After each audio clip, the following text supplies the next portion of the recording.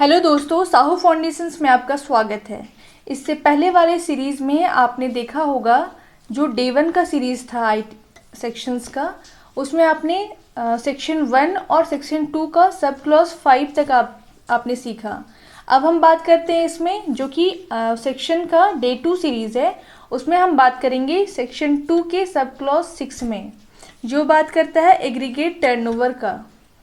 तो aggregate turnover means क्या होता है कि अगर नॉर्मली हम बता सकते हैं कि सप्लाईज़ को टर्नओवर माना जाता है, लेकिन भी इसमें कंडीशंस है कि सारे टर्नओवर को हम सारे सप्लाईज़ को हम टर्नओवर काउंट नहीं करेंगे। इसमें कुछ लिमिटेशन है, कुछ एक्सेप्शन है जो मैं आपसे डिस्कस करती हूँ।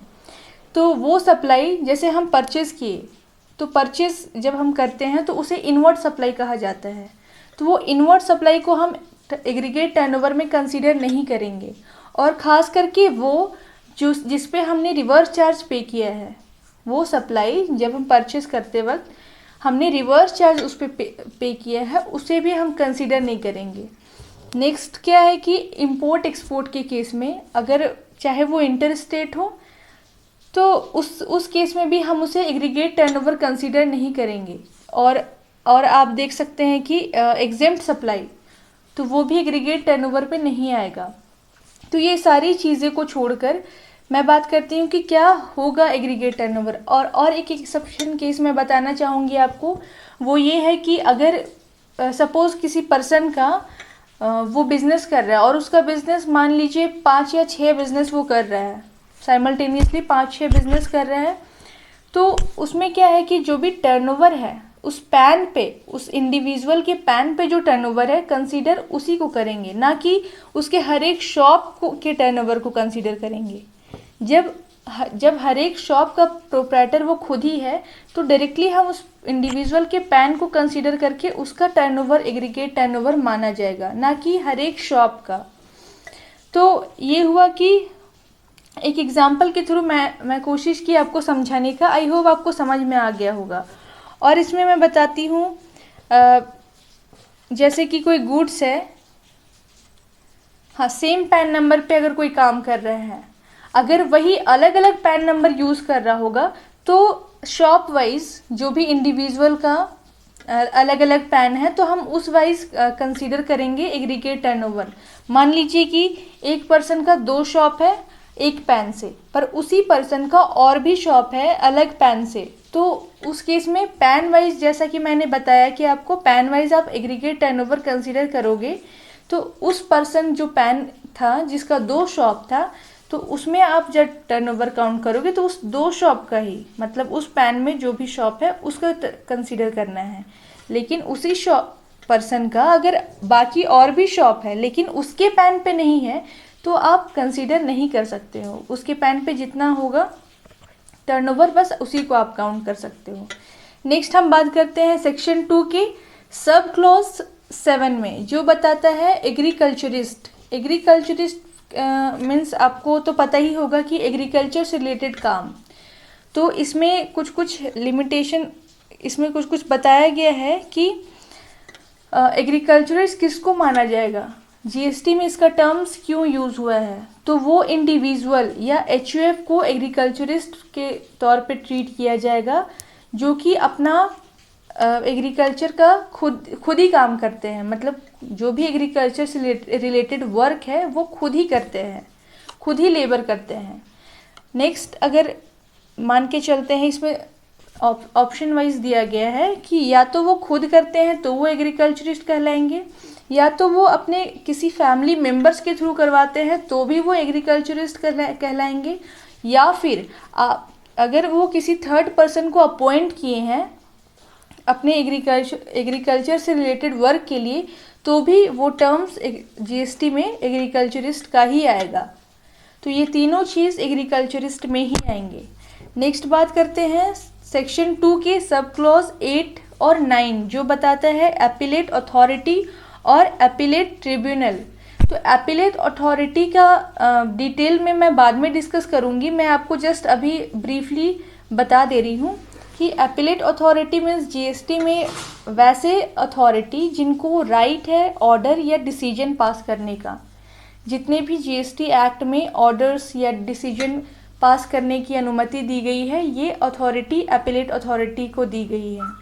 नेक्स्ट, अपीलेट ट्रिब्यूनल जो है वो अपीलेट अथॉरिटी से ऊपर है, ऊपर आते हैं, जिसमें कि उनको जितने भी लॉ रिलेटेड काम हैं, जैसे कि अपील फाइल करना, अपील से रिलेटेड कोई भी मैटर को सॉर्ट आउट करना, तो वो काम है अपीलेट ट्रिब्यूनल का। नेक्स्ट मैं बात करती हूँ सेक्शन 2 क्लॉज 10 में, जो बात करता है appointed date, appointed day. It means वो डेट जो कि जीएसटी के एक्ट में, जीएसटी के प्रोविजंस में बताया जाता है कि इस डे को ये कमेंस हुआ या इस डेट को ये अमेंड हुआ।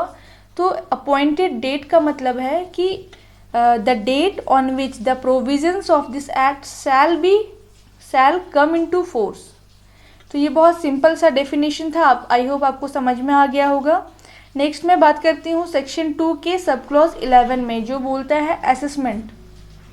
तो असेसमेंट मीन्स क्या? किसी भी चीज़ को असेस करना, उसको कैलकुलेट करना, उसका असेसमेंट करना, मतलब जो भी टैक्सेस है, मान के चलिए कि आपने सेल किया, जीएसटी में मान के चलते हैं कि आपने सेल किया या परचेज किया, तो जो भी आपका असेसमेंट हुआ मीन्स आपका जो पूरी का सेल है उस पर क्या टैक्स बना, आपने जो परचेज़ किया मटेरियल उस पर क्या टैक्स दे के आए, क्या रिवर्स चार्ज पे किया, क्या आपने एक्सपेंसेस हुआ, ये सारी चीज़ों को एसेस करना। क्या आपका अदर एक्सपेंस हुआ या फिर जो भी एक्सपेंसेस या जो भी टैक्स से रिलेटेड मैटर जो कि असेसमेंट होता है। तो उस केस में यहाँ पे बताया गया है कि डिटर्मिनेशन ऑफ टैक्स लायबिलिटी, तो ये सारे चीज़ का जो टैक्स लायबिलिटी है इस चीज़ को असेसमेंट बोला गया है। इसमें हो जाता है कि self assessment, reassessment, provisional assessment, summary assessment and best judgement assessment. तो बेसिकली हम ज़्यादातर आपने सेल्फ असेसमेंट का नाम सुना होगा, जिसमें हम लोग क्या करते हैं कि खुद ही असेस करते हैं टैक्सेस को। जीएसटी में सेल्फ असेसमेंट मेथड यूज़ करके हम टैक्स का पेमेंट करते हैं। तो बेसिकली इसका मतलब हुआ कि जो भी आपका सेल्स टर्नओवर है, तो उसमें मान के चलिए कि आपका जो गुड्स है वो जिस भी रेट से आ रहा है, आइदर वो 5% रेट से आ रहा है या 12% या 18% या 28%, तो हम एक रफली जो भी कैलकुलेशन है, अगर टैली में आपने सारा रिकॉर्ड मेंटेन किया है, अपना बुक्स रिकॉर्ड किया है या एक्सेल में किया है, जिस भी तरीके से किया है, तो उसका हम एस्टिमेट बनाते हैं कि आपने किस किस प्रोडक्ट का कितना सेल किया है और कितना टैक्स पेमेंट किया है, और कौन से गुड्स, कौन से परसेंटेज वाले गुड्स को कितना सेल किया है। उस हिसाब से हम आपका एसेस करते हैं टैक्स लायबिलिटी। तो और ये है कि जितना आपने परचेज के वक्त दिया उसको एडजस्ट करके जो भी आपका नेट टैक्स लायबिलिटी बचता है, हम उसको टैक्स पेमेंट कर देते हैं। तो ये हम क्या किए, ये हम खुद ही किए, हम किसी का ना हेल्प लिए, सब मतलब कोई थर्ड पर्सन नहीं आके किया, ना ही टैक्स पेयर खुद किया। तो कहने का मतलब कि जो खुद एसेस कर पाए उसे सेल्फ असेसमेंट मेथड बोलते हैं। तो सेल्फ असेसमेंट ही बेसिकली आपका ज़्यादा यूज़ होता है।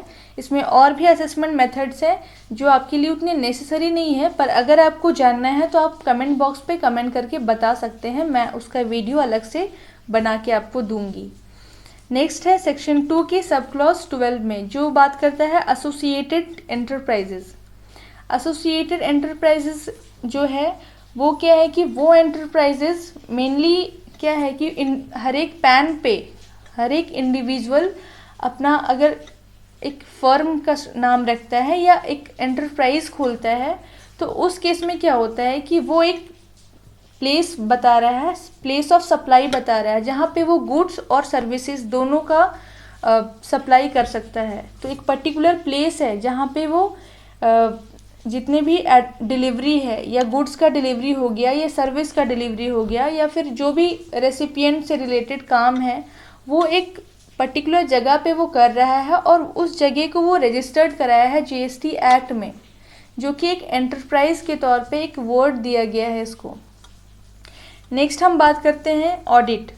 ऑडिट क्या है कि ऑडिट से तो आप सभी कोई वाकिफ़ होंगे ऑब्वियसली कि ऑडिट क्या होता है। ऑडिट मतलब बेसिकली लोग जानते हैं कि ऑडिट सीए के थ्रू किया जाता है, और हाँ, इस बात सही भी है कि ऑडिट सीए के थ्रू ही करते हैं।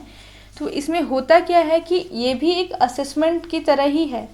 मतलब इसमें जो भी डेटा है सारा ऑडिट किया क्यों जाता है कि इसमें कुछ कुछ लिमिटेशंस है। अगर आपका टर्नओवर इतना एक्सीड हो गया तो आपको ऑडिट करना होगा।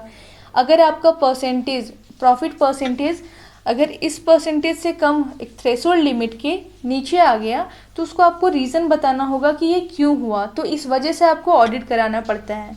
तो बहुत सारा सर्कमस्टेंसेस है जिसके वजह से आप ऑडिट में फॉल कर सकते हैं और आपको ऑडिट कराना होगा। तो बेसिकली ऑडिट में होता क्या है कि आप अपने बुक्स को जो भी आप मेंटेन किए हो, अपना सेल हो गया या परचेज हो गया या कोई भी अदर एक्सपेंसेस हो गया, इनडायरेक्ट एक्सपेंस हो गया, डायरेक्ट एक्सपेंस हो गया, जितने भी तरह के रिकॉर्ड्स है, जितना भी आप मेंटेन किए हैं उसको हमारे जो सीए हैं वो ऑडिट करते हैं। अब वो देखते हैं कि आपने जो साल भर में काम किया है, आपका जो बुक्स बोल रहा है वो एक्चुअल में एग्जिस्ट कर रहा है या नहीं, आपके रिकॉर्ड्स के अकॉर्डिंग आपका जो स्टेटमेंट है वो मैच कर रहा है या नहीं, तो किसी भी तरह का डिफरेंसेस तो नहीं है। तो इस चीज़ के लिए एक पर्सन को हायर किया गया है, एक अपॉइंट किया गया है जिनको सीए बोलते हैं।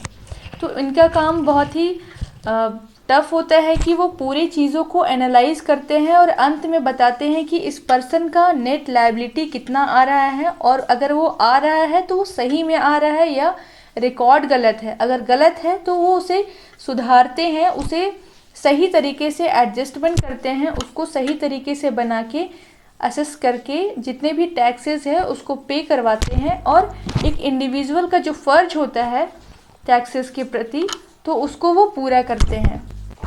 तो और नेक्स्ट बात करते हैं हम सेक्शन 2 के सब क्लॉज 14, जिसमें बताया गया है ऑथराइज्ड बैंक।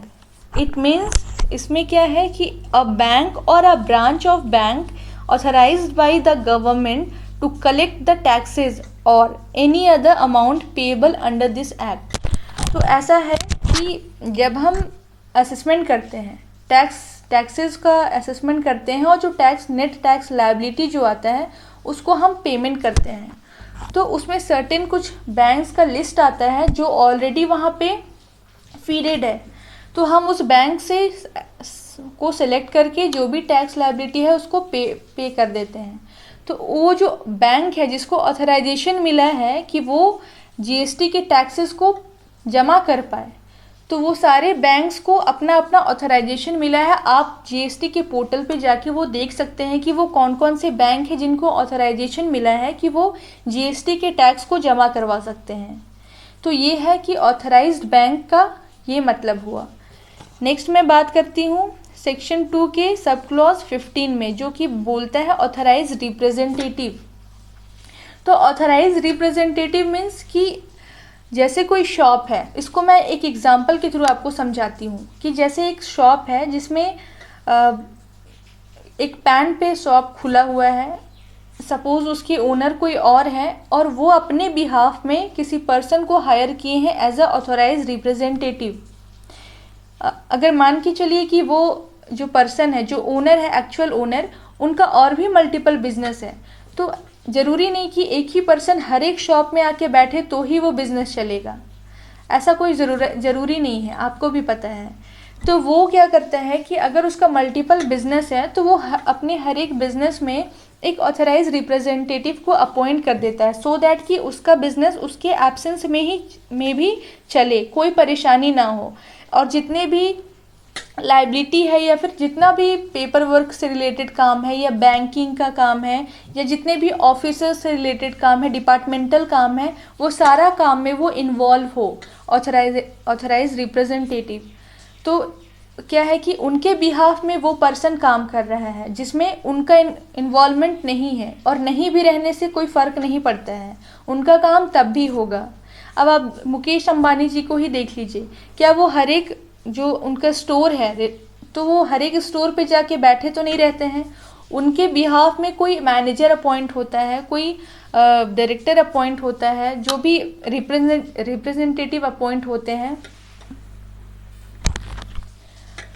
तो जो सारे बिजनेस को हैंडल करते हैं और उसके बिहाफ में जितने भी एक्शंस लेना हो गया, चाहे वो सेल्स के मैटर में हो गया या फिर डिपार्टमेंटल काम में हो गया, तो सारा चीज़ वो संभालते हैं, ऑथराइज रिप्रेजेंटेटिव, ना कि ओनर। तो आई होप आपको ये टर्म समझ में आ गया होगा। नेक्स्ट मैं बात करती हूँ सेक्शन 2 के सब क्लॉज 16 में, जो बात करता है बोर्ड। तो बोर्ड में क्या ये बताया गया है कि board means the central board of excise and customs constituted under the central board of revenue act. इसमें ऐसा है कि इसमें बताया गया है कि पहले क्या था ना कि central board of excise and custom, जब तक वैट थे, एक्साइज ड्यूटी लगती थी प्रोडक्ट्स पे, तब तक ये बोर्ड को कंसीडर किया गया था। लेकिन अब हमारा बोर्ड चेंज हो गया है, ये central board of excise and custom से ये सेंट्रल बोर्ड CBEC से CBIC हो गया है और CBDT हो गया है। तो क्या है कि जब सारा चीज़ GST अपने अंडर ले लिया, जितने भी इनडायरेक्ट टैक्सेस है वो सब जब GST ही मैनेज करता है, तो बोर्ड को भी तो चेंज होना ही पड़ेगा ना, बोर्ड को चेंज करना पड़ेगा। तो इसीलिए central board of excise and custom convert हो गया, चेंज हो गया central board of indirect taxes और central board of direct taxes. तो जो भी डायरेक्ट टैक्सेस का काम जिससे भी रिलेटेड होता है वो CBDT करते हैं, और जो भी इनडायरेक्ट टैक्सेस से रिलेटेड काम हुआ वो CBIC में होता है। तो इसको मैं एक एग्जांपल के थ्रू आपको समझाती हूँ सो दैट कि आपको ज़्यादा क्लियर हो। तो central board of indirect taxes के बारे में जो मैं बोल रही हूँ, सबसे पहले एक एग्जांपल के थ्रू हम समझते हैं। सबसे पहले स्टेज पे होता है कि सेंट्रल बोर्ड मतलब हमारी गवर्नमेंट, फिर होता है उस पर फिनेंस मिनिस्टर जो फिनेंस से रिलेटेड काम देखते हैं, फिर हो गया कि रेवेन्यू रिलेटेड, फिर हमारे स्टेट्स लेवल पे आते हैं। तो इस तरीके से बाइफर्केट किया गया है सारे रिस्पॉन्सिबिलिटीज़ को। तो आई होप आपको ये समझ में आ गया होगा। नेक्स्ट मैं बात करती हूँ, आपको किसी भी तरह का अगर डाउट है किसी भी टर्म से रिलेटेड, तो आप मुझे इंडिविजुअली कमेंट बॉक्स पे मेंशन कर सकते हैं, मैं आपको उसके लिए सेपरेट वीडियो बना के दे दूँगी। तो आज की वीडियो में मैं इतना ही सेक्शंस को कवर करती हूँ। ये वीडियो का क्लिप मैं छोटा छोटा इसलिए बना रही हूँ ताकि आपका इंटरेस्ट बना रहे और आप पूरे इंटरेस्ट के साथ देखो, और आप जितने भी देर इस वीडियो में फोकस करो आपका फोकस बना रहे। तो मैं चाहती हूँ कि आपका इंटरेस्ट बना रहे और आपका फोकस भी बना रहे, और इसी तरह के नॉलेजेबल वीडियो के लिए आप हमारे चैनल पे बने रहे। और मैं नेक्स्ट वीडियो में सेक्शन 2 के बारे में ही डिस्कस करूँगी, जो इसके बाद का सब क्लॉज रहेगा। तो तब तक के लिए धन्यवाद।